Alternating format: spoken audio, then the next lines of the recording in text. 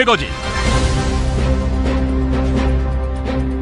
2016년 1월 23일 토요일에 인사드립니다. 김용민입니다. 어제 오후부터 김용민 트위터에서 진행하고 있는 설문조사 결과부터 발표하겠습니다. 총선까지 국민의당 안철수, 김한길 두 의원의 관계를 예견한다면, 이런 질문이었는데요. 여기에 대한 답으로 2%는 무난한 협력관계를 유지할 것이라고 했고, 5%는 안철수 의원이 김한길 의원 등 탈당 세력을 장악할 것이다, 이렇게 내다봤고요. 30%는 갈등은 있겠지만 현재의 기조가 유지될 것이다, 이렇게 전망했고, 63%, 다수는 김한길 의원이 안철수 의원을 제압하고 국민의당 주도권을 확보할 것이다, 이렇게 꼽았습니다. 김한길 의원이 안철수 의원을 제압하고 국민의당 패권을 차지할 것이라는 의견이 다수를 점하고 있었습니다. 어젯밤 11시 25분까지 2,080명이 참여했습니다. 좀 더 진전된 설문 결과는 오늘 PDF판 용민일보에서 소개하겠습니다. 그렇지 않아도 안철수계와 김한길계 사이에 갈등이 수면 위로 드러났습니다. 김관영 의원이 회의 도중에 노무현 정부 청와대 행정관 출신인 이진 변호사와 주고받은 문자 메시지가 언론사 카메라에 포착돼서 논란을 빚은 것인데요. 이진 변호사는 한상진 공동창당준비위원장을 꺾고 안철수 계를 조용히 있으라고 하고 다시 한번 심기일전하자, 이런 문자를 보내왔고요. 김관영 의원은 답이 나왔네, 그 길로 쭉이라는 답장을 작성 중이었습니다. 당 안팎에서는 그동안 더불어민주당 탈당파 초재선 의원들이 공천이 불확실해지자 불만을 표시했다거나 김한길계, 동교동계 등 중진들 사이에 당 운영의 주도권을 놓고 알력이 일고 있다는 내부 갈등설이 끊이지 않았습니다. 반드시 알아야 할 뉴스부터 짚어보겠습니다.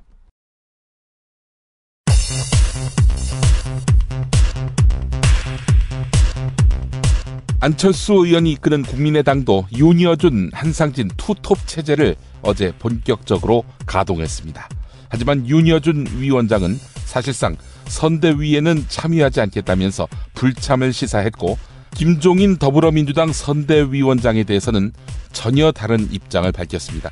긍정적인 평가를 했다는 것이죠. 안철수 의원과 한상진 준비위원장이 맹비난했던 것과 상당히 대조됩니다.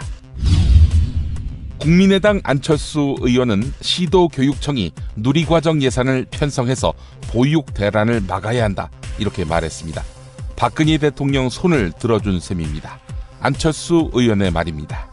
향후 근본 대책에 합의하기로 하고, 우선 그때까지 최소 3개월간의 누리과정 지원 예산을 시도교육청이 편성하여. 박지원 의원이 더불어민주당을 탈당했습니다. 박지원 의원은 탈당 후 제3지대에 머무르며 야권 통합을 위한 행보에 나선다는 계획입니다. 국회 정론관에서 가진 기자회견 일부 내용 들어보시죠.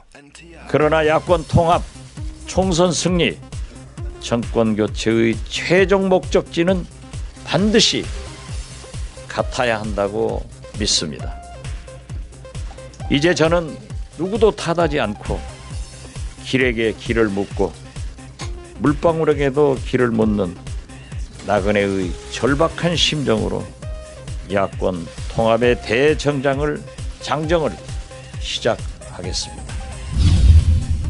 이른바 저성과자를 해고할 수 있게 하고 취업규칙 변경 요건을 노동자 불리하게 바꿀 수 있는 내용의 정부 행정지침이 전격 발표됐습니다. 우려했던 내용에서 조금도 달라진 게 없습니다. 무한 해고 가능성을 담은 행정지침입니다. 이기권 고용노동부 장관의 말입니다.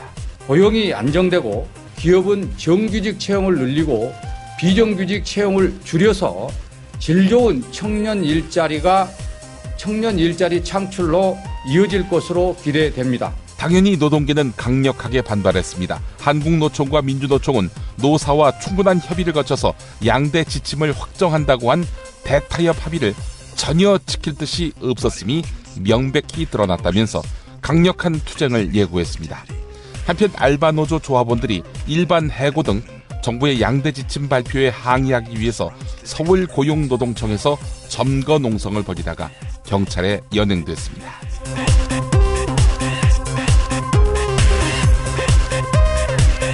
김용민의 뉴스 매거진 광고 듣고 오겠습니다. 직접 담가 먹는 김치가 사 먹는 김치와 다른 이유 잘 아시죠? 내 눈으로 내 손으로 골라야죠. 우리 걸로요. 한 포기 한 포기 직접 손으로 소금을 뿌려 절이는 가장 깨끗한 손으로 정성과 진심을 담아 이 김치 쥐앗으로 못 써요. 나쁜 병균 틈타지 말아야 하니까. 건강을 위해 소금은 적당히, 그러나 맛깔나게. 내 가족이 먹을 김치니까. 가족이 먹는 김치를 하나 더 만든다는 심정으로 만든 김치, 이담채 김치. 입맛 까다로운 김어준 딴지일보 총수의 한마디. 제가 이 김치의 맛을 보증합니다. 정말 맛있어요, 이 김치는. 포털 사이트 검색창에 이담채를 입력하세요. 전화번호는 1544-4586 1544-4586. 새싹당 콩차를 매일 아침 정말 간절히 마시면 전 우주가 나서서 도와줍니다. 당신을 진실한 사람으로 만들어드립니다. 새해 복 많이 받으시고 올해 달성해야 될 것은 이것이다 하는 정신을 차리고 전체를 다 마시면 그런 기운이 옵니다. 새싹당 콩차, 남자의 시간을 충전하세요. 전창걸닷컴으로 오세요. 070-8635-1288 070-8635-1288. 자기는 정말 훈남이고 자상하고 스마트한데, 그런데 잠잘 때는 아니야. 정말 아니야. 진짜 엽기야. 그럴 수밖에요. 그렇게 코를 골아대는데 본의 아닌 결례 이제 그만. 간편하고도 반영구적인 코골이 방지기구 24,000원이면 됩니다. 심한 코골이와 수면 무호흡 걱정 마세요. 99% 감소 효과를 보장합니다. 검색창에 코골이 119, 코골이 119를 입력하세요. 문의는 1566-0783. 조선에 딸로서 잘하는 죄밖에 없는데. 남북 통일 만세! 새날이 올 때가 불리한 진술을 거부할 수 있습니다. 김무성 나와! 이나 민주주의를 알아, 이 새끼야!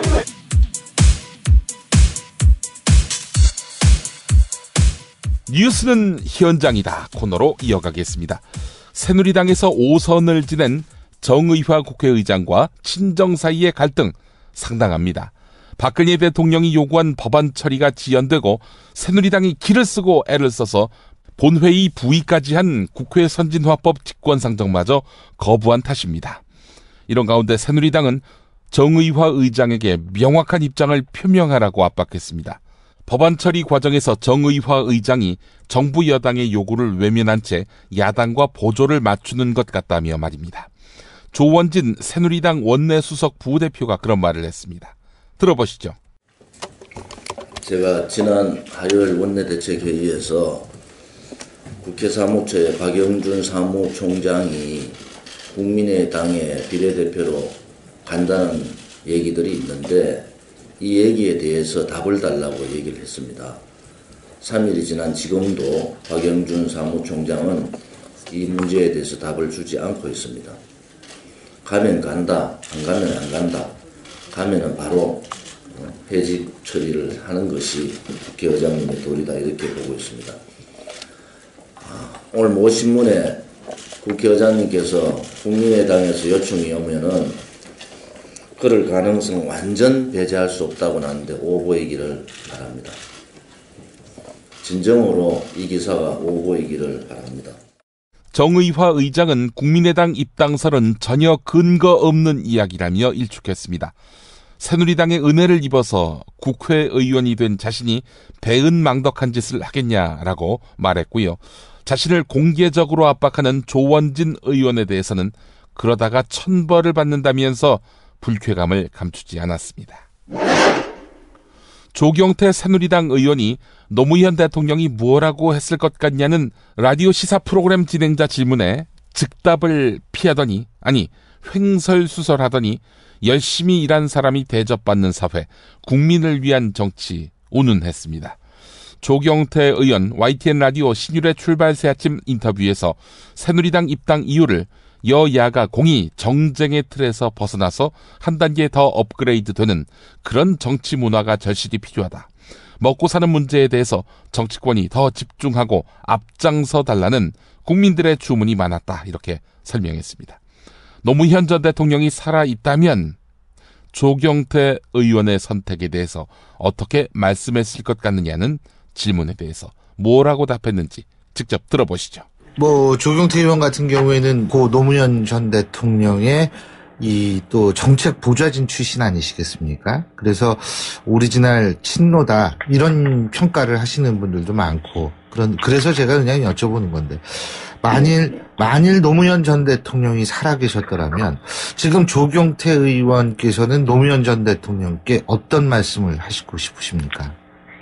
아마도 저도 그렇고 많은 훌륭한 정치인들이 항상 주의 주장하는 것은 어떤 통합의 정치를 말씀을 하셨을 겁니다. 예. 따라서 동서를 화합시키고 국민을 통합시킬 수 있는 그런 보다 큰 틀의 통합의 정치를 저는 좀 실현시키고 싶고요. 그래서 어떤 당이든 국민을 통합시킬 수 있는 그런 정당이 되어야 된다는 생각입니다. 그러기 위해서는 어떤 그 정당들이 비판은 비판하더라도 서로 협력할 때는 협력하는 그런 상생의 정치를 실현하고 실천하는 것이 통합의 정치로 나아가는 지름길이 아닌가 이런 생각을 하게 됩니다. 그러면 노무현 전 대통령은 어떻게 말씀을 하셨을 거라고 생각하십니까? 가정입니다만. 그는 이미 고인의 어떤 그런 부분에 대해서는 크게 우리가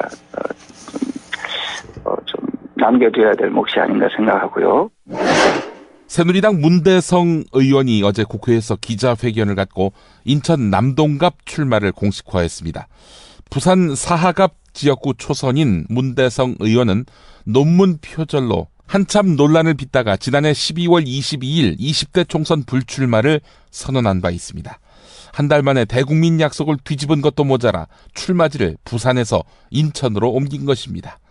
김무성 대표는 너무 아까운 인물이기 때문에 계속 출마를 해서 체육 발전에 이바지해달라고 권유했다. 이렇게 말했다고 하는데요. 문대성 의원은 다시 국회 기자회견장을 찾아왔습니다. 어제 발언 그리고 12월 22일 총선 불출마를 발표할 당시 발언 엮어서 들어보시죠. 당초 정치를 떠나서 체육인으로서 우리나라 체육 발전을 위해서 노력하려 했으나 불출마 이후 제도권 안에서 체육 정책을 실현해 나가는 것이 실질적이고 효율적이라는 당 지도부의 거듭되는 권유 그리고 여러 체육인 선 후배님들의 진심 어린 조언과 출마에 대한 바람으로 고심 끝에 출마를 결심하게 됐습니다. 그러나 열정만으로 부딪히기에는 정치의 현실이 제가 생각했던 것과 달랐습니다. 국민 여러분, 제가 생각한 정치는 정치인이 한 말에 책임을 지는 책임의 정치, 그리고 깨끗한 정치였으나 제가 지난 4년 동안 직접 목도한 현실 정치는 거짓과 비겁함, 개인의 영달만이 난무하는 곳이었습니다. 정청래 더불어민주당 최고위원은 경찰의 직사 물대포를 맞고 2달째 사경을 헤매고 있는 백남기 농민을 언급했습니다. 단 한 번의 코멘트도, 단 한 번의 사과도, 단 한 번의 위로 방문도 없었던 비정한 정권을 규탄했는데요. 정청래 최고위원의 발언 들어보시겠습니다. 살수차의 수확도, 그리고 각도도, 그리고 다시 쓰러진 백남기 선생을 향해서 물대포를 쏜 것도 식별이 불가능했기 때문에 경찰은 아무런 책임이 없다라고 자체 판단을 하고 있다는 보고를 제가 받았습니다.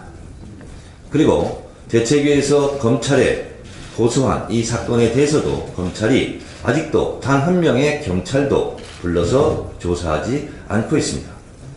집회에 참가한 사람들 수백 명을 전광석화처럼 마구잡이로 수사했던 것과는 너무나 대조적입니다. 검찰에 촉구합니다. 백남기 선생 이 사건과 관련한 고소 사건에 대해서 조속히 즉시 수사에 착수해 주시기 바랍니다. 어우, 저 사고 큰데 사람이 많이 다쳤겠어요. 아니, 저 차량은 뭐가 그리 급하다고 과속 운전에 끼어들기까지 하나? 아니, 근데 운전자 보험은 가입했을까? 운전자 보험이요? 저런 인사사고 때에는 상대방한테 형사 합의금을 지불해주는 운전자 보험 말이에요. 변호사 비용도 주고 벌금도 보장해주는 운전자 보험. 아, 자동차 보험에서 보장해주지 않는 대인 합의금을 보장해주는 보험 말이에요? 그거 굉장히 비싸지 않나요? 아니에요. 난 7,000원 운전자 보험 카페에서 가입했는걸요. 뭐라고요? 7,000원 운전자 보험 카페?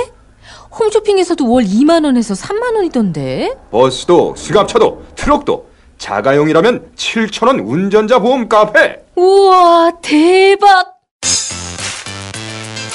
비싼 보험료 때문에 힘드시죠? 풀보장 운전자 보험을 저렴하게 만나는 가장 좋은 방법. 다음 네이버 카페에서 7,000원 운전자 보험을 검색해보세요. 전화문의는 02-849-9730. 10년차 베테랑 손해보험 전문 설계사가 평일은 물론 주말 공휴일에도 상담해드립니다. 다시 한번 전화문의는 02-849-9730. 7,000원 운전자 보험, 택시, 버스, 트럭 등 영업용 차량 운전자 보험도 상담해드립니다. 아, 저 결혼 때문에 이제 집도 사야 되는지 전세도 없고. 걱정이겠다. 나도 투자가 걱정이야. 어떻게 해야 될지 모르겠어. 근데요, 인터넷의 정보는 정말 믿을 수 있는지 모르겠어. 이거 다 찌라시야. 찌라시? 그럼 어디서 정보를 구해요? 그러게, 나도 걱정이야. 어떡하지? 잠깐만요. 여러분들을 위해 선대인 경제연구소가 있습니다. 저성장 시대를 돌파하는 지혜, 푸짐한 혜택을 제공하는 선대인 경제연구소의 새해 이벤트에서 만나보십시오. 경제전망보고서, 주택시장 전망보고서, 성장형 우량주 선별법 보고서 등을 무료로 볼 수 있는 이번 기회 놓치지 마세요. 인터넷에서 선대인 경제연구소를 검색하시거나 문의전화 070-7584-2050. 이벤트 기간 1월 26일까지.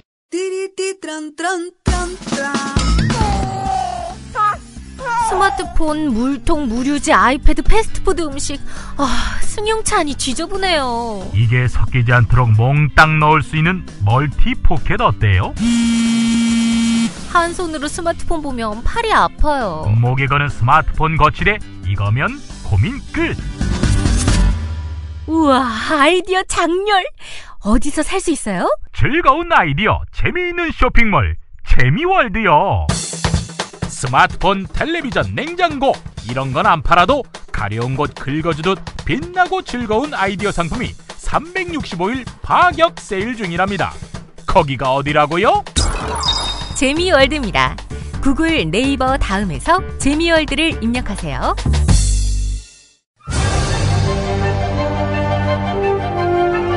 가짜 기자들은 가라! 진짜 기자회견.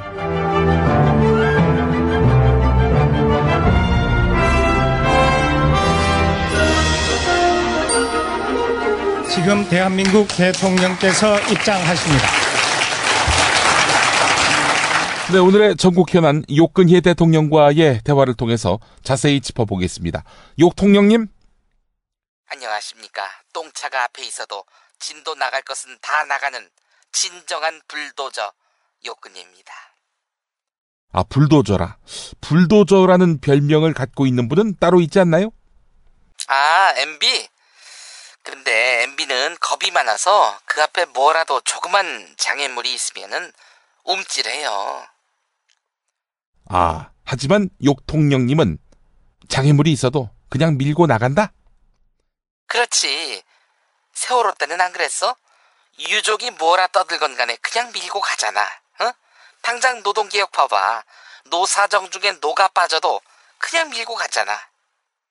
네, 실제로 어제 고용노동부가 얼마든지 쉽게 해고할 수 있는 그런 길을 열어준 행정지침을 내놓아서 노동계가 반발하고 있죠. 노사정 대타협의 주체였던 한국노총도 지금 강력한 투쟁을 예고하고 있습니다.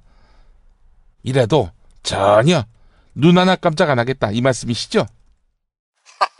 언제부터 한국노총이 그렇게 무서웠니? 응?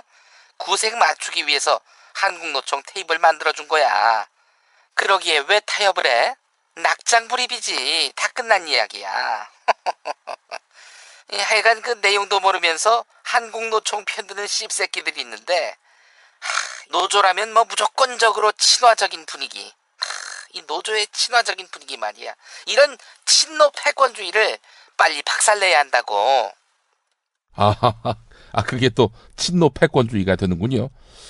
자, 근데 북핵 6자 회담과 관련해서 새로운 제안을 하나 하셨더라고요. 말을 안 듣는 북한을 빼고 나머지 나라, 즉 5자가 함께하자, 이런 제안을 하셨어요. 5자 회담으로 북한 비핵화를 실현하자, 이런 거지요. 그럼 그 말을 해도 안 들으면 어떻게? 북한 빼야지. 배제시켜야지.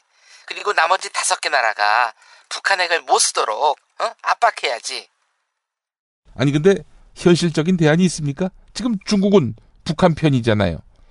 그리고 당사국인 북한을 빼놓고 5개 나라끼리 협의한다? 이거 어떻게 하자는 겁니까? 아니 몰랐어 물어? 북한을 조지자는 거지. 뭐 사실상 대북 제재에 초점을 맞추자, 이런 이야기군요. 하긴 뭐 다른 부처가 강하게 북한을 상대로 압박하자, 이렇게 말해도 끝까지 만류하면서 대화하자 이래야 할 통일부마저 가능한 모든 수단을 동원해서 북한을 압박하자고 하더군요. 통일부 장관이 헛소리 몇 번 하기에 그때마다 노려봤지. 뿜어져 나오는 광선에 아마 오줌을 지렸을 거야. 이 정부에서 딴소리란 게 그게 가능해?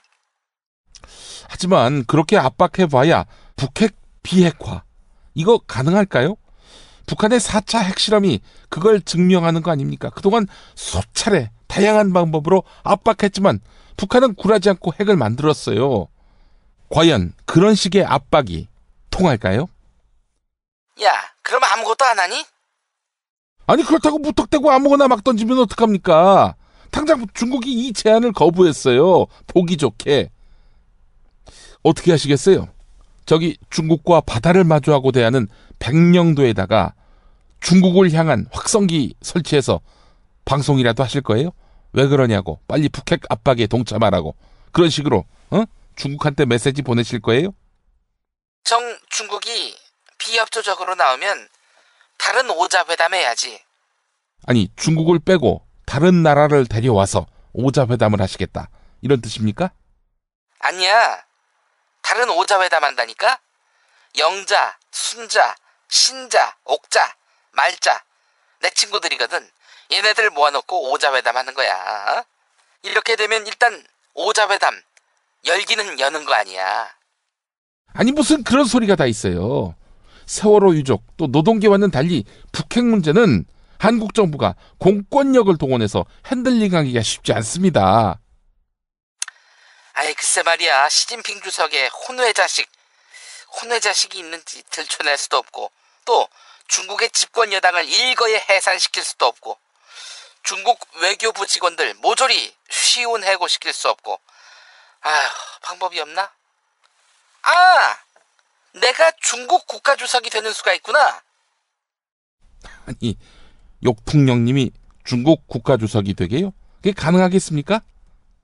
물론 아빠처럼 탱크 몰고 베이징을 점령할 수는 없지만, 또 댓글 부대와 또 그 이상의 방법으로 투표 결과를 내 마음대로 바꿀 수는 없지만 여간 한번 해보는 거야.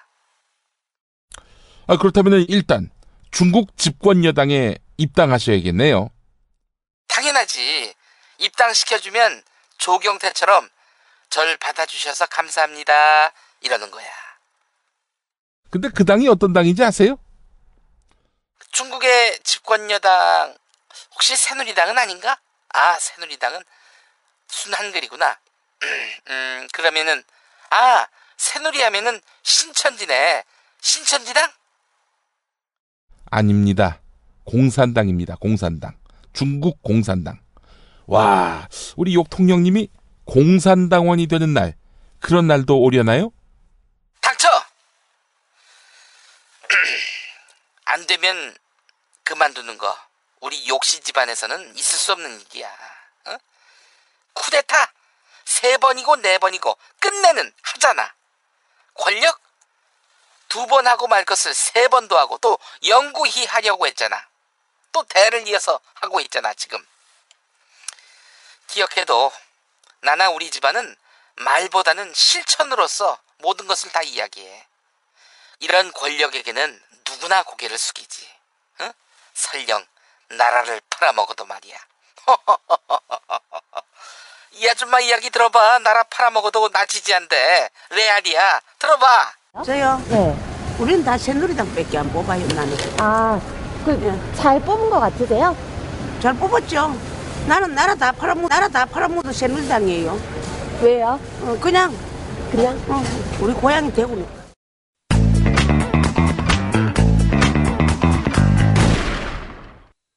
박근혜 왜 저러지? 문재인, 김무성, 안철수는 또 왜 저러지? 뉴스로는 알 수 없는 진짜 정치 현장 이야기. 한겨레 정치팀 기자들이 취재 수첩을 낱낱이 공개합니다. 본격 정치관찰 팟캐스트. 언니가 보고 있다. 팟빵에서 언니를 검색하세요. 정치 한 건에서 시간입니다. 한겨레 정치바.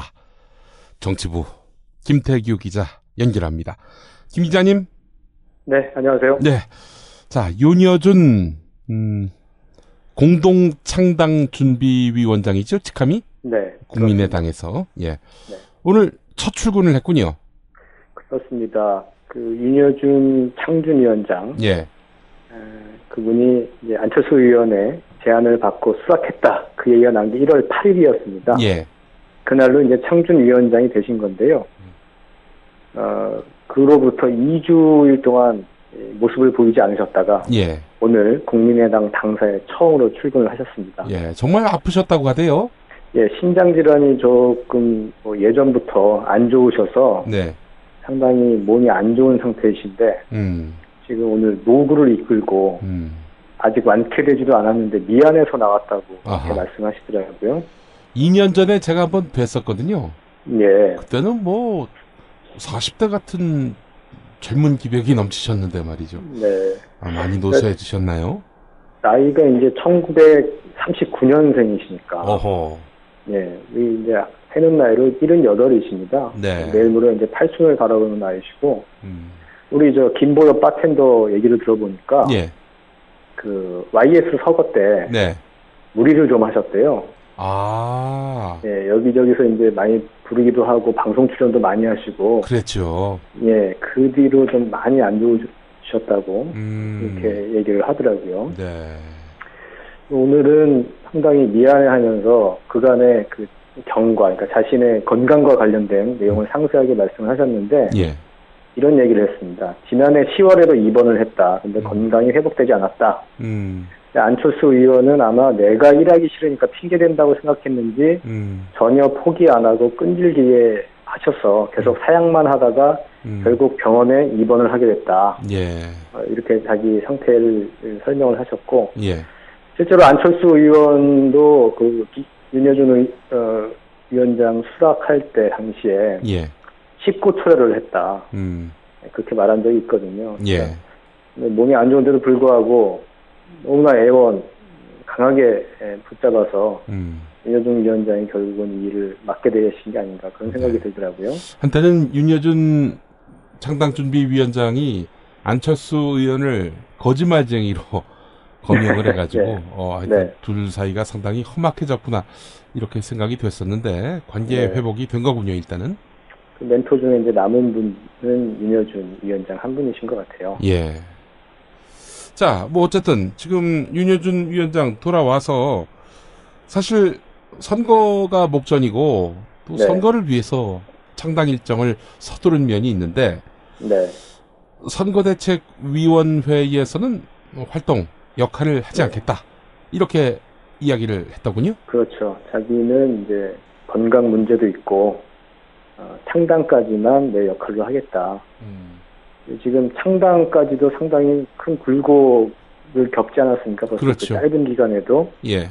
그 한상진 위원장의 이승만 국부 발언 논란이 있었고요. 네. 또 뇌물 혐의로 유죄 판결받은 신하경 의원 데리고 와서 원내 교섭단체 만들기 위한 의원 꺼주기냐 네. 이런 논란도 있었고. 예. 그래서 이제 계속 나왔던 얘기가 지금 이런 어떤 당의 난맥상이 위에서 틀어지고 그 상황을 관리해야 하는 그런 윤여준 위원장의 공백이 크다. 예.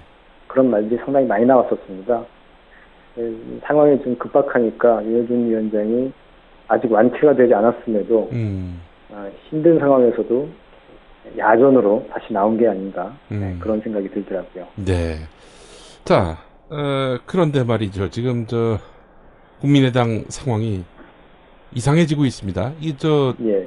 아직 창당하지도 않은 상태인데도 불구하고 벌써 개파간 알력이 발생했다고요. 네, 오늘 의도하지 않게 알력이 노출이 됐는데요. 네. 김한길계인 김관영 의원이라고 있습니다. 예. 네, 그분이 오늘 텔레그램으로 자신의 지인인 이진 김앤장 법률사무소 고문과 네. 대화를 나누는 장면이 카메라 기자한테 포착이 됐습니다. 예. 그 이진이라는 분은 김관영 의원한테 어떤 메시지를 보냈냐면 한상진 꺾고 안철수계 조용히 있으라 하고 다시 한번 심기 일전 이렇게 적었고요. 예. 네, 또 이어가지고 소통 공감위원장 받고 정리 쫙 해주고 비례 받고 소공이라는 이름으로 그러니까 소통 공감위원장 얘기죠. 소공이라는 이름으로 젊은이들 쫙쫙 영입하고 이렇게 적었고 김관영 의원은 이렇게 답을 했습니다. 답 나왔네. 그 길로 쭉. 이거 진짜. 그래서 지금 안철수 의원 쪽이 어쨌든 김한길 의원과 그 개파가 합류를 했는데 예. 많이 지금 소외가 됐다는 얘기가 많이 나왔잖아요. 그렇죠. 예. 예, 윤여준, 박선수, 이채규에서 예전에 안철수 진신 캠프 라인이 그 제대로 그 중요 라인을 장악했다는 얘기가 나왔고, 예. 김한길 의원 쪽에서 상당히 불만이라는 얘기들도 많이 나왔고, 예. 네, 그런 그 갈등이 그 말로만 돌아다니다가 이제 문자로 확인이 된 상황이죠. 예. 오늘 또 여러 보수 언론 보도를 보면은 말이죠. 네. 김한길 의원이 이 광주 시당 창당대회 여기서 이제 순서를 맡기로 했는데 갑자기 급하게 만날 사람이 생겨서 네. 불참했다고는 하지만 실은 전날까지 연설문 가다듬었고 네. 또 측근들에게 불편해서 참석 못하겠다 이런 식으로 얘기했다고 하고. 예, 그런 아주 중요한 공식 행사 자리 아니겠습니까? 특히 그렇죠. 호남에서의 그 도당 창당 그 행사는 상당히 중요한 세리머니인데, 예.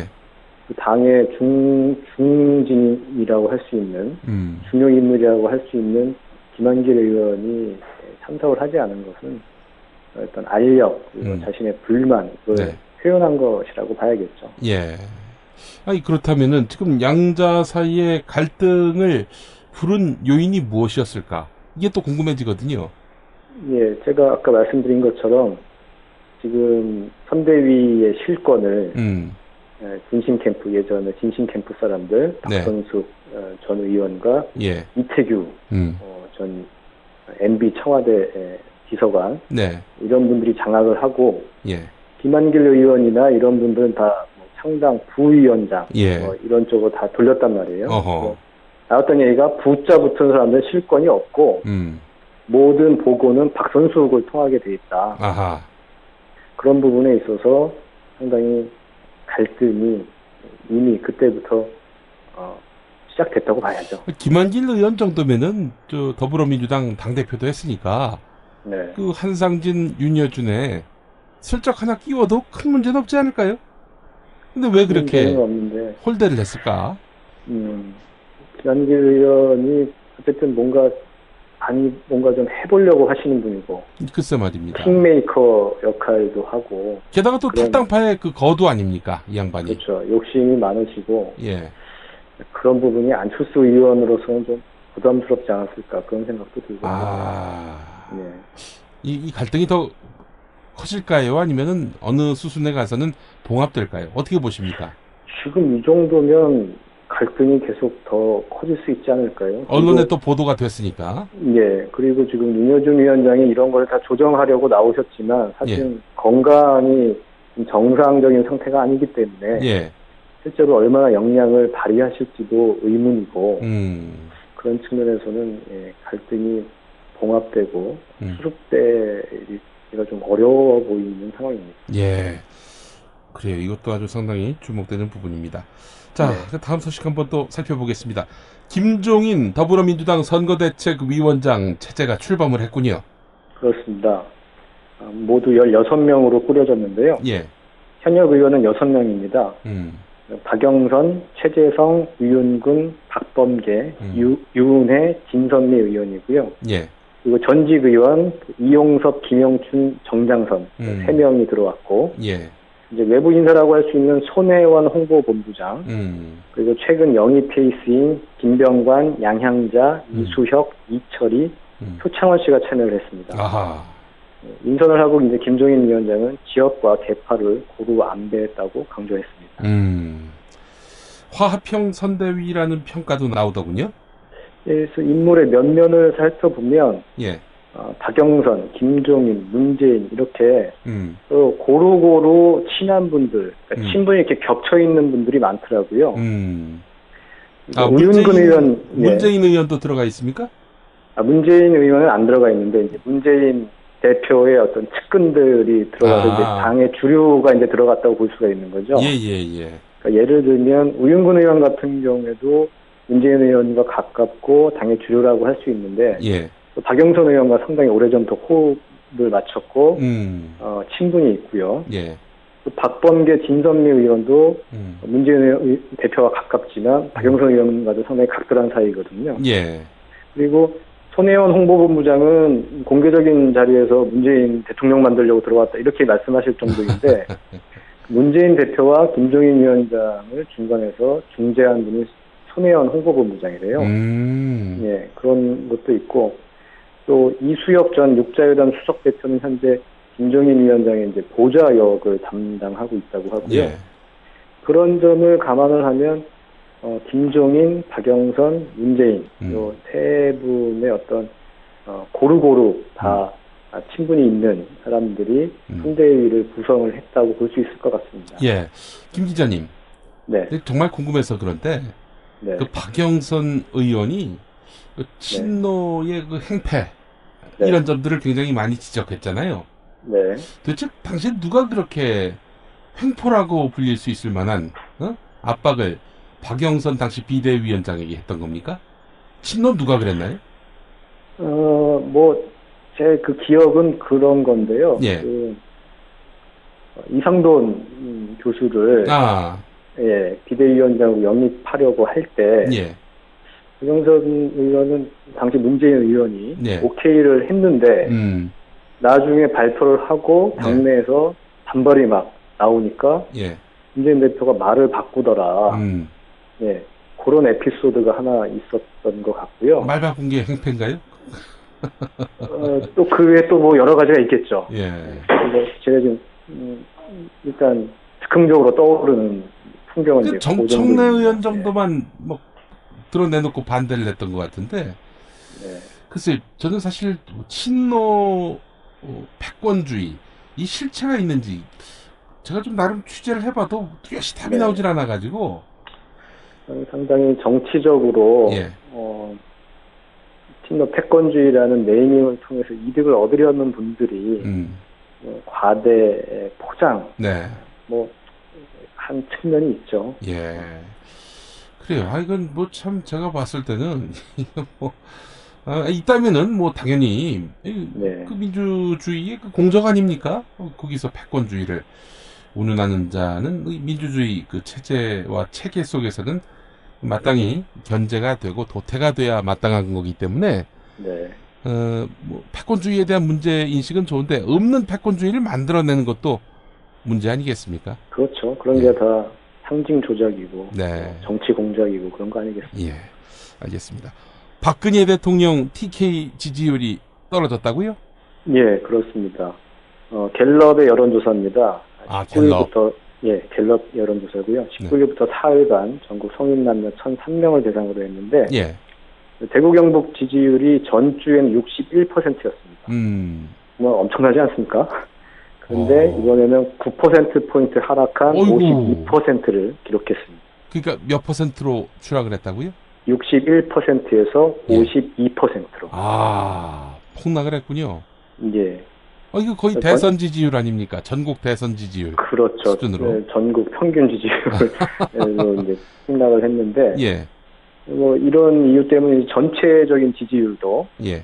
지난주엔 43%였는데 이번에는 39%. 네. 예, 40%의 벽이 또다시 깨졌습니다. 원인은 뭘까요?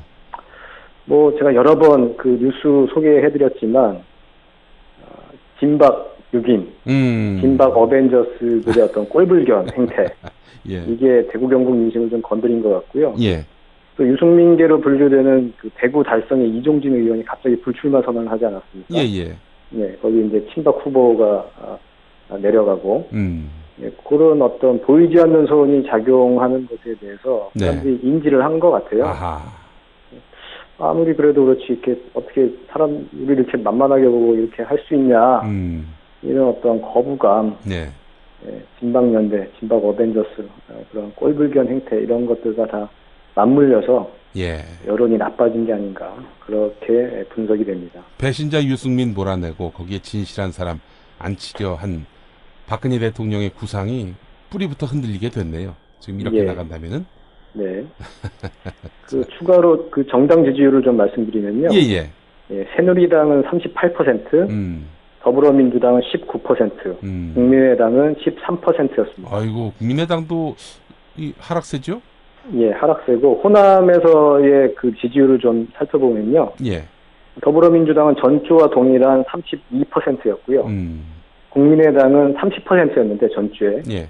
4%포인트 떨어진 26%입니다. 어허. 그래서 32대 26, 6%포인트의 격차를 보이고 있습니다. 예. 아이고, 참, 이래저래 골치 아프겠네요. 권노갑, 정대철. 두 사람이 안철수 의원을 불러다 놓고 뭐 큰 소리를 쳤다는 그런 보도도 나오더군요.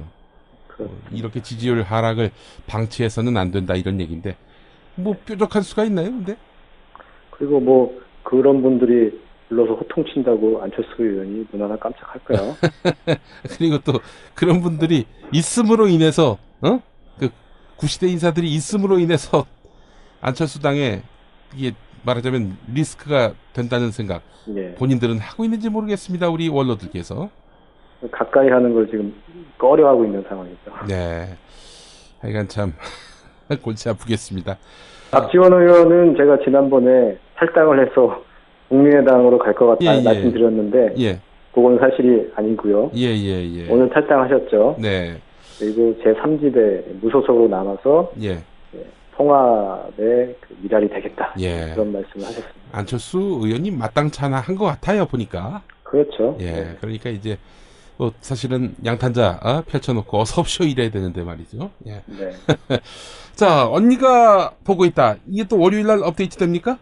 예, 월요일날 오전에 업데이트 되는데요. 예.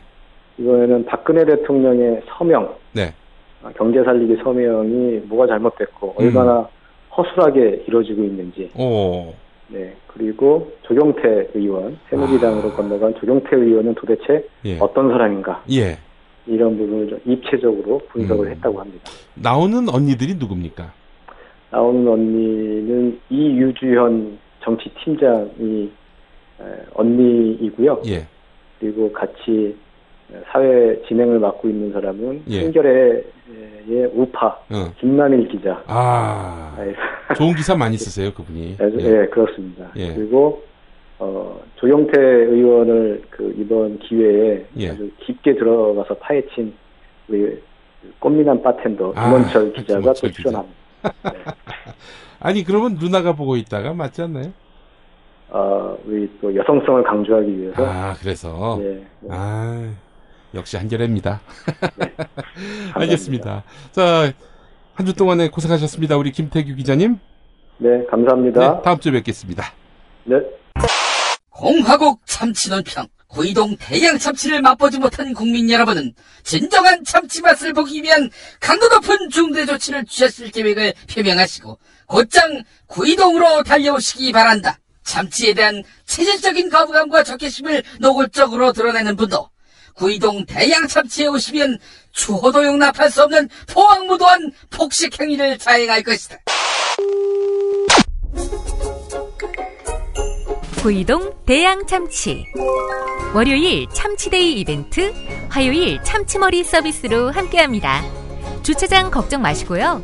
대중교통은 서울 지하철 2호선 구의역 2번 출구에서 5분 거리입니다. 대양 참치 구의정 02-455-8087. 서울, 경기, 인천 지역의 신축 빌라 정보 빌라타임즈 하나면 됩니다. 현장 나와주세요. 네, 여기는 새로 오픈한 현장입니다. 여기만이 아니라 분양 마감 현장이라면 빌라타임즈의 레이더를 피할 수 없습니다. 빌라타임즈 정보는 알찹니까? 당연합니다. 현장에서 직접 촬영한 퀄리티 높은 사진 여러 장이다. 지도 서비스, 무료 투어 서비스, 무료 상담 서비스까지. 빌라타임즈 짱이죠? 그러다 허위 매물 걸리면요? 포상금 100만 원 약속합니다. 수도권 빌라에 관한 정직한 정보를 모았습니다. 빌라타임즈. 인터넷에서 만나세요. 여보, 나 그날이 오면 떡 돌릴 거야. 당신 말버릇처럼 하더니 정말 그날이 오면 떡 돌릴 거야? 근데 무슨 떡? 이미 더 라이스로 결정했어. 흰쌀만 들어가는 탄수화물 덩어리 떡하고는 차원이 다르다는 더 라이스? 백설기에 흰콩과 현미가 들어가 비타민 무기질까지 담뿍 담긴 떡 더 라이스. 맛도 끝내준다며. 근데 세상이 바뀔 때까지 기다려야 하는 거야? 지금 미리 맛보자고. 홈페이지는 더라이스.net, 전화번호는 02-2605-3644. 선물, 행사, 잔치, 효도, 합격 기원에도 더할 나위 없는 떡, 더 라이스. 다시 한번. 홈페이지는 더라이스.net, 전화는 02-2605-3644.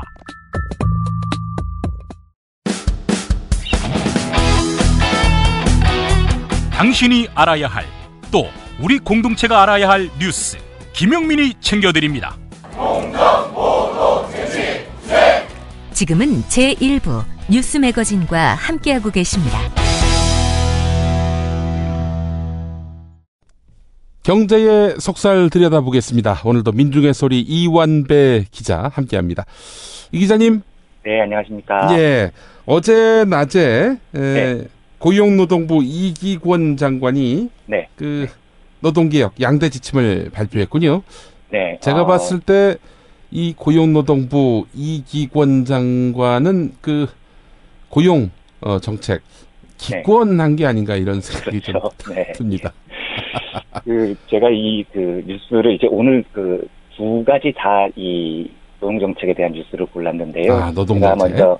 먼저 김용민 PD님과 저희 청취자분들께 제가 양해를 하나 좀 구하고 싶은 게, 제가 어디 가서 저를 소개할 일이 거의 없는데, 만에 하나라도 제가 저를 소개할 기회가 있으면, 제가 저를 보통 이렇게 소개를 합니다. 그 단점은 머리가 좀 나쁜 거고, 장점은 되게 착한 거다. 저를 이렇게 소개를 하거든요. 그래서 실제로 제가 그 장점이 거의 없지만, 제 스스로가 거의 유일하게 제 장점이라고 생각을 하는 게, 제가 좀 착하다는 건데요.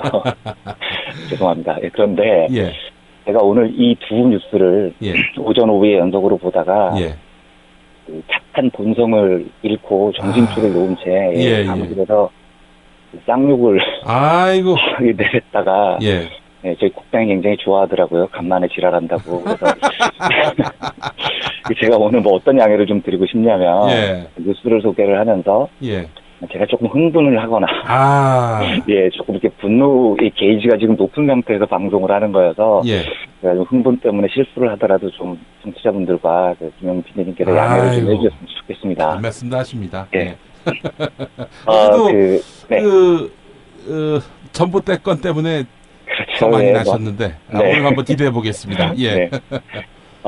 이미 이제 뭐 많은 알려진 소식이죠. 그런데 뭐 양대 지침에서 오늘 갑자기 전격적으로 발표를 했습니다. 양대 지침의 내용은 그 일반 해고를 도입을 하는 것과 취업 규칙을 회사 마음대로 바꿀 수 있도록 한 것이 이제 양대 지침이라는 건데요. 근데 제가 이 뉴스를 그 이기권 장관이 직접 이야기를 하는 걸 들으면서 그러니까 말을 이렇게 합니다. 그러니까 이거를 우리가 전격적으로 발표를 하는 이유가 뭐냐면 이게 자꾸 시간만 끌었다가는 사람들이 오해를 한다. 이게 쉬운 해고라는 오해를 한다. 이렇게 발표를 하더라고요. 그래서 쉬운 해고가 아니다 이런 얘기인가요? 그렇죠. 그래서 제가 너무 화가 났던 게 이게 쉬운 해고가 아니면 도대체 뭐냐. 이게 이 징계 해고와 정리 해고만이 있는 지금 근로기준법에서 일반 해고를 도입을 하는 게 쉬운 해고가 아니면 뭐냐. 이게 제가 첫 번째로 화가 났던 거고요. 이 고용시장 안정을 위해서 이 제도를 빨리 도입을 해야 된다. 이렇게 발표를 하더라고요. 아니 도대체 해고를 하는데 어떻게 고용시장이 안정된다는 얘기냐.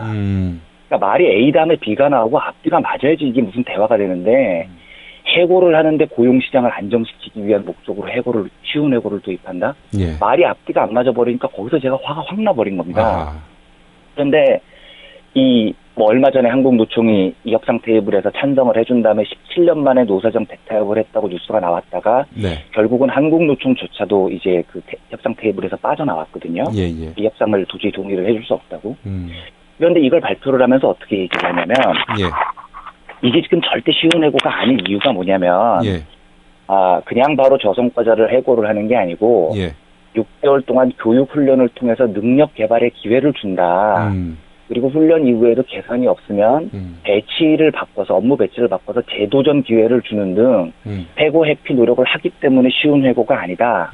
그러므로 노동자들도 충분히 설득할 수 있는 해고 제도일 것이다. 이렇게 얘기를 합니다. 그런데 그러면 한국노총도 민주노총도 아니고 한국노총도 노사정 합의를 못하는 마당에 이 제도를 실시를 하면 정말로 노동자들이 설득이 되겠다고 이 사람들이 생각을 하는 건지 제가 너무 화가 나서 제가 몇 가지 사례를 좀 소개를 해드리겠습니다. 이게 이제 일반 해고가 전혀 도입되지 않는 상태에서 있었던 일입니다. 2012년에 2011년 말이죠. 대신증권이라는 대형 증권사가 노무법인 창조 컨설팅이라는 회사한테 연구 용역을 줘서 그게 12월에 받은 보고서가 뭐냐면 고성과 조직 구축을 위한 전략적 성과관리 프로그램 매뉴얼이라는 어마어마한 제목의 보고서를 회신을 받습니다. 이름도 기네요. 그리고 이 보고서에 따라서 2년 동안 대신증권이 100명 정도를 해고를 하거든요. 그런데 그 보고서의 내용이 걔네들이 받은 보고서의 내용입니다. 이렇게 돼 있습니다. 외부적으로는 이 보고서가 저성과자 역량교육 프로그램으로 설계를 하되 그러니까 역량교육 프로그램처럼 보이게 한다는 얘기죠. 내부적으로는 어려운 과제를 부여해서 근로자들의 잔류의지를 없애는 걸 목표로 한다. 이게 보고서에 적혀 있습니다. 잔류의지를 없앤다. 없애게 한다. 그게 보고서에 적혀 있는 내용이라니까요. 그리고 단계별 급여 삭감, 신분 변동, 교육 업무 부여를 통해서 잔류 욕구를 상실하게 한다. 3단계 프로그램 후 최종적으로는 자연퇴직이 가능하도록 설계한다. 이게 보고서에 나와 있는 내용입니다. 그래서 실제로 해고된 사람들이 체불임금 청구 소송을 내면서 소장에 어떻게 정리하냐면요. 3단계 대상자, 그러니까 해고 대상자인 거죠. 현업에서 배제시킨 다음에 다른 영업점과 본사를 1, 2주 간격으로 오가도록 보직을 순환하고 직무와 전혀 상관없는 지시를 내린다. 어떤 거냐면 등산 후에 산 정상에서 인증사진 찍어 확인받기, 외부 명함 10장 받아오기, 길거리에서 전단지 배포하기, 이런 걸 반복하게 함으로써 모욕감을 주는 거군요. 그렇죠. 개인의 인격적 자존심을 짓밟아서 잔류의지를 상실시키도록 했다. 이게 해고된 노동자들이 소장에 적은 내용입니다. 이게 지금 이기권 장관이 얘기를 하는 교육훈련을 통한 능력 개발의 기회라는 건가요? 혹시 이게 대신증권 한 군데에서만 있었던 일이라고 생각을 하실까봐 제가 다른 사례를 하나 더 소개해드리겠습니다. 한국통신이 KT로 민영화가 된 이후에 끊임없이 이 회사는 이 직원들을 해고를 시키는 노력들을 굉장히 오랫동안 해왔는데요. 그 2011년에 KT 충북분부 충주지사에서 관리자로 일하던 반기룡 씨라는 분이 양심선언을 합니다. 예. 그런데 이 양심선언 내용이 뭐냐면 끊임없이 회사에서 해고자들을 해고시키도록 유도를 해왔다 지금까지. 그게 이제 양심선언문의 일부인데요. 내용이 이렇습니다. 예. 퇴출 및 관리 대상자가 누구냐? 114 잔류자, 그러니까 옛날 114에서 그 안내 전화하시던 분들이죠. 예. KT 민주동지의 관련자, KT에는 그 복수노조가 있는데 한 노조는 어용노조고 이 KT 민주동지회라는 다른 노조가 이제 제대로 된 노조인데 예. KT 민주동지회 관련자, 간부직 명예퇴직 거부자, 업무 부진자, 기타 이렇게 5개로 분류돼 있었다는 겁니다. 그러니까 업무 부진자는 5개 중에 하나고 나머지는 민주동지회 관련자, 명예퇴직 거부자 이런 사람들이라는 거죠. 그런데 이 퇴출 대상을 누가 선정을 하느냐? 이 대상자 명단이 이미 회사에서 지정돼서 하달이 됐기 때문에 팀장이 선별할 권한이 없습니다. 이렇게 양심선언을 합니다. 즉 인사평가하고는 아무 상관이 없다는 겁니다. 그리고 이 퇴출 대상자들에게 어떤 일들을 시키냐면 114 안내원들에게는 전신주에 올라가서 전화를 개통하거나 메가패스를 개통하는 업무를 맡긴다. 여성인데. 그러면 당연히 못하죠. 114 안내원들이 이걸 어떻게 하겠습니까? 그러면 실적이 저조하다는 자술서를 작성하게 한다. 그리고 그것을 들어서 경고장을 발부를 한다. 이걸 경고장을 계속 무한 반복해서 사퇴를 공고한다. 그래도 사퇴를 안 하면 다른 지역으로 이 보직 발령을 낸다. 그렇게 해서 그래도 퇴사하지 않으면 그동안 축적된 실적 부진 경고장 등을 근거로 해고를 하도록 돼 있다. 이게 바로 그 양심선언문 내용입니다. 이게요. 일반 해고가 도입이 안 돼 있을 때도 지금 우리나라 기업들이 하고 있는 짓입니다. 그런데 일반 해고를 도입하면 어떻게 되겠습니까? 이게 지금 제가 지금 읽어드린 이 사연들이 이기권 장관이 얘기를 하는 교육훈련을 통한 능력 개발의 기회를 준다? 절대 될 일이 아닌 겁니다. 그러니까 이 KT 민주동지의 이상호 의장이 과거에 어떻게 발언을 하냐면 회사가 특수한 사람을 찍어서 저성과자로 만드는 건 손바닥 뒤집기보다 쉬운 일이다. 회사에 밑보인 사람을 저성과자라고 낙인을 찍을 거다. 공정한 해고? 그런 건 절대 있을 수 없다. 그렇지. 지금 규정대로라면 흑자 기업에서는 정리해고가 불가능한데 이제 일반 해고가 도입이 되면 저성과자 해고는 흑자 기업에게도 회사에 마음에 안 드는 노동자들을 해고하는 길을 열어주는 것이다. 이런 상태에서 누가 노조를 하겠느냐? 아무도 노조 못한다. 이렇게 얘기를 해요. 그 이기권 노동부 장관, 그러니까 교육부 장관이 산업 현장 가서 자기들의 입법 취지를 얘기하니까 사람들이 공감하더라. 노동자도 공감하더라. 이런 얘기하던데. 그러니까요. 그래서 이게 제가 그런 얘기를 들으면서 조금 표현이 과격해서 죄송합니다. 이게 어서 개소리야. 제가 진짜 그 소리가 나오더라고요. 그래서 이게 하여튼 제가 좀 오늘 감정 데시벨이 높아진 상태에서 이렇게 말씀을 드려서 죄송한데 이거를 또 양대 지침 이게 무슨 우리가 북조선도 아니고 이게 무슨 양대 지침 이런 단어까지 써가면서 긴급 발표 뭐 그대로 놔두면 쉬운 해고라는 오해가 있을 것 같아서 이런 멍멍이 소리들을 쭉 나열을 하는데 일반 해고가 도입이 되면 미국도 일반 해고 도입하지 않느냐 이런 얘기를 하지 않습니까? 미국은 제가 잘 모르겠는데요. 지금 한국 상황 한번 보십시오. 지금 한국 상황 한번 보십시오. 지금 대기업 KT, 대신증권 일반 해고 비슷한 짓을 하려고 했었던 기업들 하는 짓들을 보십시오.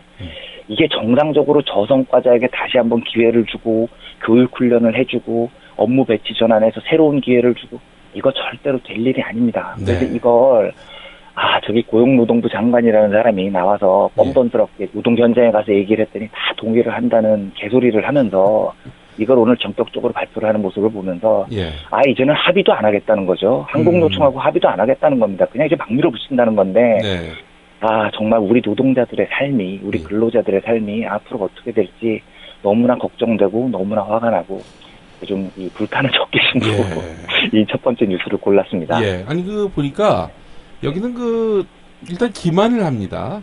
그렇죠. 협상 대상자를 일단 기만을 해서 그러니까요. 속여 먹으려고 하고 이게 통하지 않으면은 결국 구성원들 각계격파를 해요. 그렇죠. 아주 이 수법이 전형적입니다. 노동자들이 속지 말아야 되겠습니다. 이 믿을 만한 사람들이어야 믿지. 이건 어떤 정권인지. 정말 맞습니다.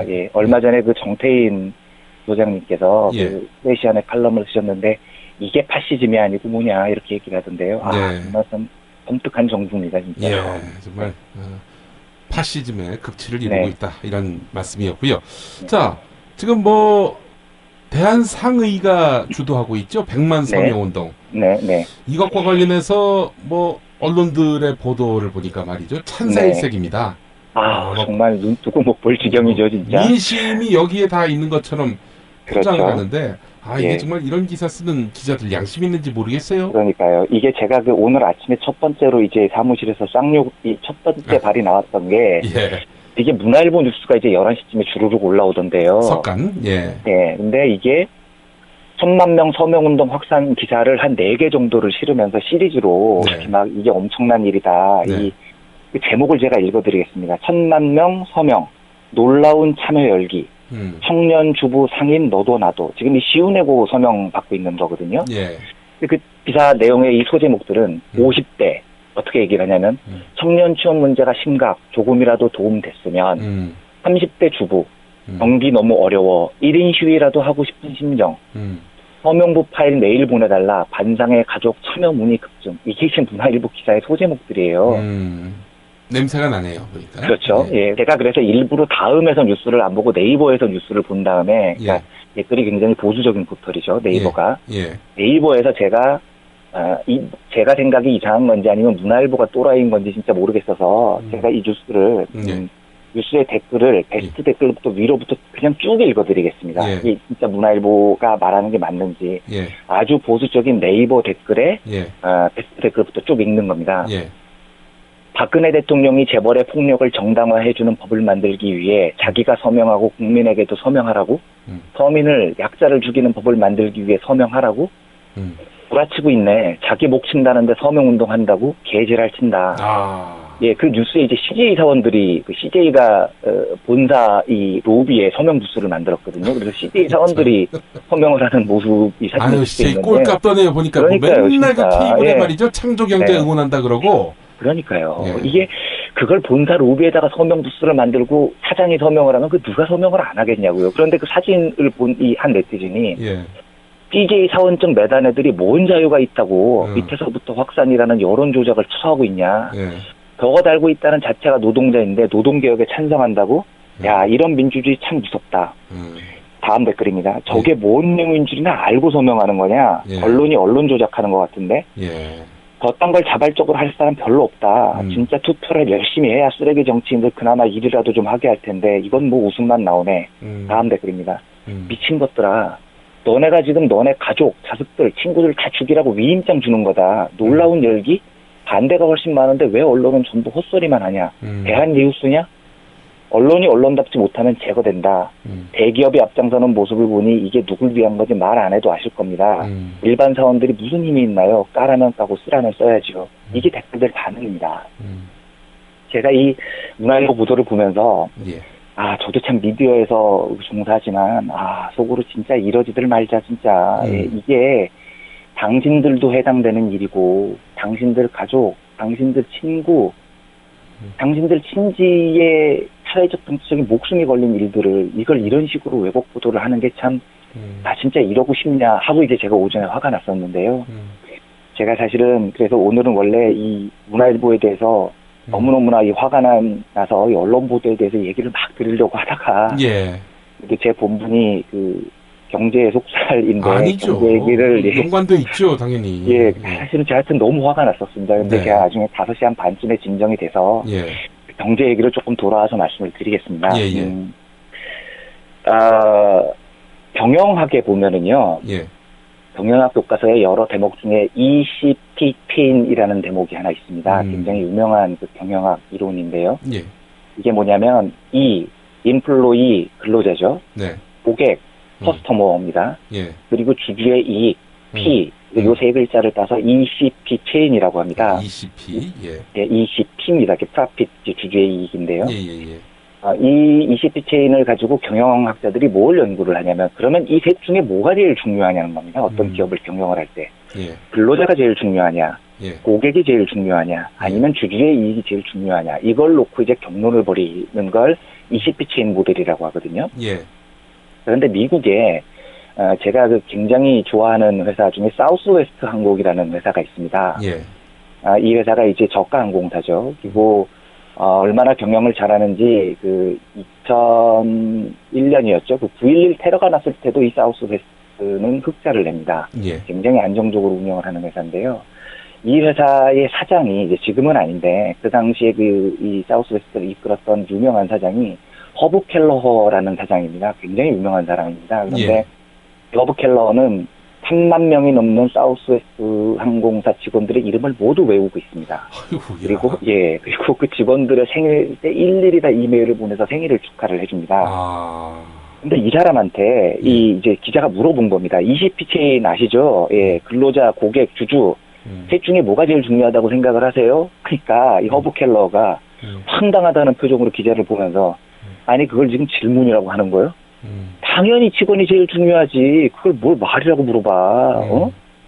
직원이 행복해야, 직원이 만족해야, 직원이 헌신해야 회사가 고객에게 최고의 서비스를 제공할 수 있는 거고 고객이 행복해야 장사가 잘 돼서 그것이 그 주주를 행복하게 만드는 거예요.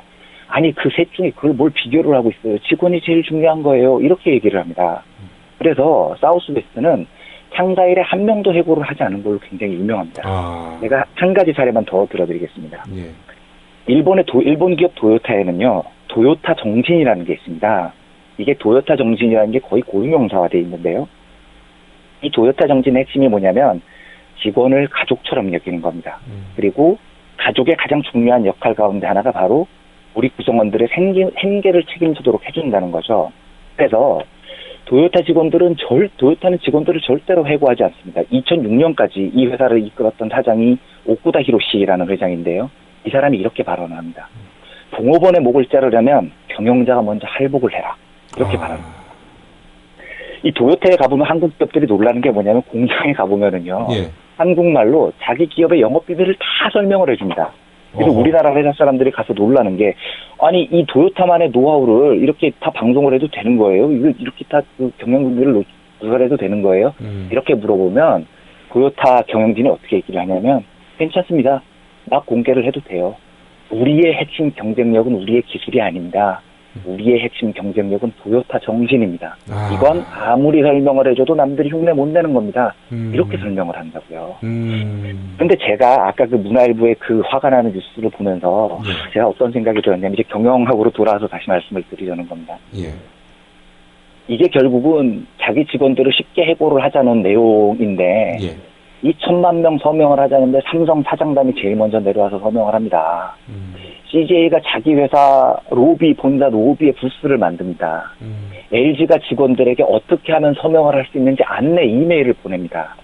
좋다고요. 이 법안 서명에 찬성을 할 수 있는데 사장이라는 작자들이 자기 직원들 목을 자르는 일을 이게 이제 정부가 이기권 고용노동부 장관이 알아서 다 뭐 양대 지침 발표하고 하지 않습니까? 그러면 못 이기는 척 모르는 척 그리고 나중에 이제 박근혜 대통령님 만나 뵙고 정말 감사합니다고 뒤로 아부를 할지언정 사장이라는 작자들이 자기 직원들을 자르는 그 서명을 회사 로비에 부스를 만들어 놓고 사장들이 줄줄이 와서 서명을 하는 게 이게 지금 제정신을 가진 놈들이냐는 거죠.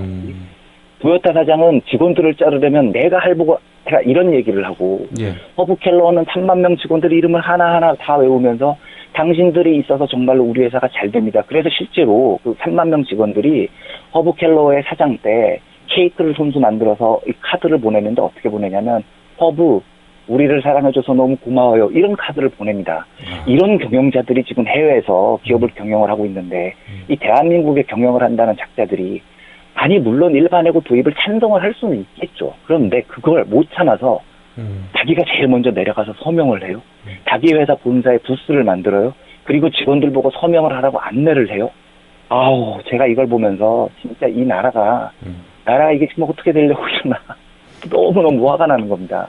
어떤 회사는 해외 회사는 직원들은 내 가족이다 얘기를 하는데 한국의 글로벌 기업들이라는 작자들은 와서 사장이 자기 직원들 자르는 법안에 서명을 하고 앉아있는 이 현실이 제가 하여튼 오늘 정말 너무나 슬펐고 너무나 가슴이 아팠고 아니 저처럼 소시민으로 사는 사람이 이 나라가 어찌 될지 하는 나라 걱정이 앞서는 굉장히 우울했던 하루였습니다. 슬프면서 슬프게 만드는 그런 그러니까요. 일인 것 같습니다. 그 기사를 쓴 문화일보 기자는 어디 사장님이겠죠? 문화일보 사장님. 예, 최소 사장님일 거라고 믿습니다. 그렇죠? 예. 네, 사장님이 아니면 그런 기사 못 썼겠죠. 노동자가 쓸 수 있겠습니까? 네. 자기 해고 뭐 아마 아닐 겁니다. 쉽게 해달라는 그런 기사를 썼을 리 네. 없을 거라 네. 생각을 네. 하면서. 네. 이번 주간도 너무 고생하셨습니다. 아닙니다. 고생하셨습니다. 네, 네. 다음 주 월요일에 뵙겠습니다. 네, 감사합니다. 네.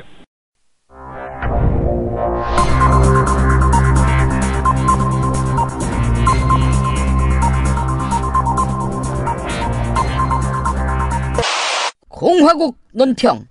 진실한 20대 국회를 간절히 바라시며 반드시 당선될 곳에 진박을 내려보내신 박근혜 동지께서는 이 수고까지 할 필요가 없게끔 알아서 정계 은퇴를 해야 할 텐데 안 하고 버티는 유승민에 대한 강도 높은 국가적 중대 조치를 취하실 계획을 표명하시고 진박 감별사 조원진에게 구체적인 공격 방침을 제시하시었다. 경애하는 박근혜 동지의 단호한 결단은 박 동지의 마음이 유승민의 경쟁자 이재만에게 있음을 뻔히 알면서도 그 알량한 기득권의식에 집착해 끝끝내 출마하겠다고 혀를 날름거리는 유승민을 더는 용납하지 않겠다는 강력한 응징의 의지다.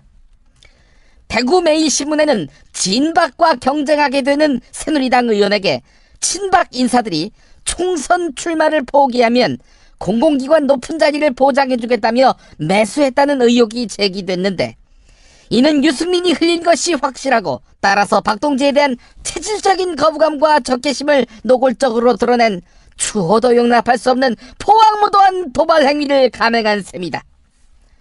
만약 유승민이 20대 총선에 출마해 당선되면 박동지를 비롯한 영남지역 의원들은 친유승민 즉 친유 패권주의를 비난하며 유승민 사퇴를 요구해보고 말을 안 들으면 전원이 하루에 한 명씩 찔끔찔끔 탈당해서 진박의 당을 창당하고는 경상도 정치를 부활하게 할 것이다. 이 과정에서 씹고 뜯고 탈당하고 박수받는 조경태가 유승민 저격수로 활용될 것이다. 유승민이 그럼에도 불구하고 정계 은퇴를 하지 않는다면 다음에는 그 조경태를 민주당에 다시 복당시켜서 큰 충격파를 안겨주게 될 것이다. 이는 박동지를 참을 수 없이 모독하고 우롱해온 유승민에 대한 응징으로서 박동지의 치밀한 유승민 흔들기의 여파가 얼마나 심각한 것인가를 똑똑히 깨닫게 될 것이다. 조원진은 이 과정에서 유승민 정계 은퇴 천만인 서명운동을 전개하고는 정치권 경제계에서도 서명을 받아내야 할 것이다. 이로써 박동지가 어떤 무서운 힘을 떨치며 충견 육성 정권 건설에 위대한 역사를 창출한 것을 확실히 보게 될 것이다. 어머나! 이게 다 여기 있었네? 그래요. 충남서산의 명인이 만든 감태가 이슈. 경남 밀양에 눈꽃 동충 하초가 있다 아닙니까? 겁나게 맛있는 나주에 청정 한우도 있단게요. 팔도의 농촌 기업들이 팥가게에 다 모였네요. 팥가게에서 착한 쇼핑하세요. 구글에서 팥가게를 검색하시면 됩니다. 6살 하늘이 밥을 잘 안 먹어요. 엄마, 나 이거 맛이 없어요. 그만 먹을래요. 엄마의 걱정은 점점 더해가는데요. 그런데 이때 택배입니다. 연지연 곰탕이 배달됐어요. 직접 도끼로 팬 장작불 위에 한우 사골과 도가니를 가마솥에 한가득 넣고 24시간 끓인 진구. 연지연 곰탕이 하늘이 입에 들어가는 순간 아, 맛있다. 엄마 한 그릇 더 주세요. 하늘이의 밥도둑 연지연 곰탕. 조미료 같은 첨가물이 전혀 들어가지 않아 엄마의 기쁨은 더하답니다. 연지연 곰탕은 강화군에서 김포시 방향으로 강화대교 건너자마자 있습니다. 포장 판매는 한 팩 800g에 7,000원, 7팩 이상 무료 배송합니다. 주문 전화는 010-7252-1114, 010-7252-1114.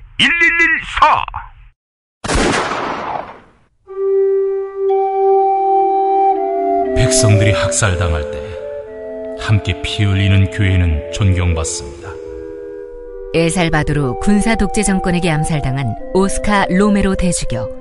그의 발자취를 따라가 봅니다. 희망의 예언자 오스카 로메로.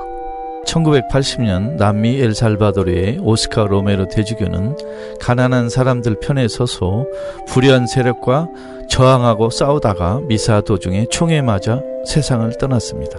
해방신학자 김군수. 그의 번역이 있기에 더욱 값지고 빛나는 책. 스코트 라이트가 쓰고 김군수가 번역한 희망의 예언자 오스카 로메로. 아르테에서 나왔습니다.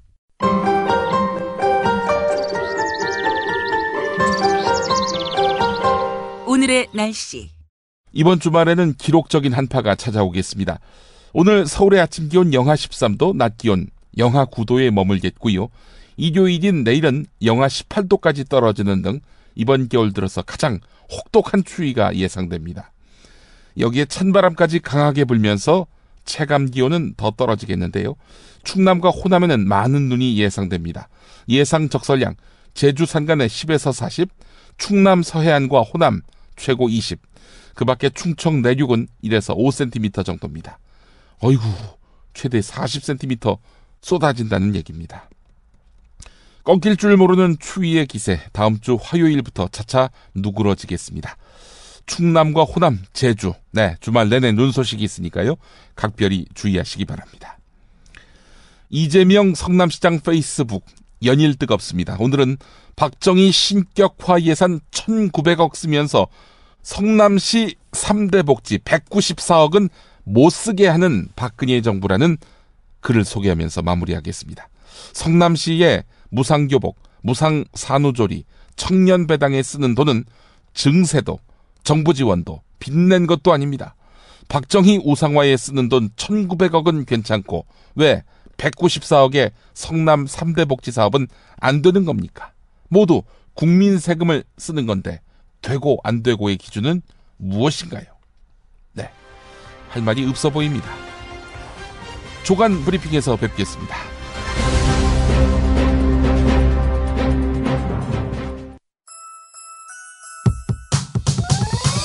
이번 방송 괜찮았나요?